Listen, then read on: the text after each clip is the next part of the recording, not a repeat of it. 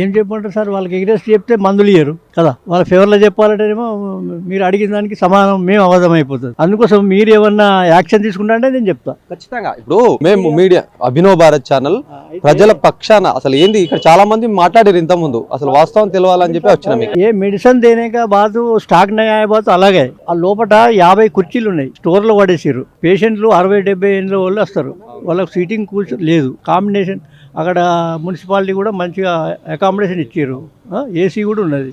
దానికేం వేసడానికి కుర్చీలన్నీ ఇరిగిపోయినాయి కూడా కావాలి, అటు పడేసారు. మెడిసిన్స్ ఈరా అంటే అందులో స్టాక్ ఉన్నాయా లేవా మనకు తెలియదు. దీంట్లో మాత్రము నో స్టాక్ అని రాయరు వాళ్ళు, కాళ్ళకి ఇట్లా అంటారు. దీనికి ఏంది నేను పెట్టుకోలేదు నువ్వు పెట్టుకోవచ్చు అనొచ్చు. ఇది రౌండ్ అప్ బేసి కాదు, ఇప్పుడు ఇది మాది అథెంటిక్గా ఆన్లైన్లో వచ్చింది.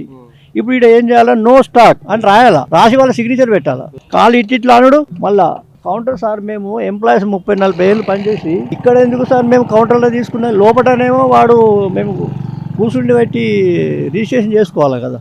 మెడిసిన్స్ ఇక్కడ ఇస్తారు, లోపల ఒక టేబుల్ వేసి మాకు ఇచ్చేస్తే అయిపోయి వాళ్ళని కాదనేది మేము తీసుకెళ్ళాం కదా.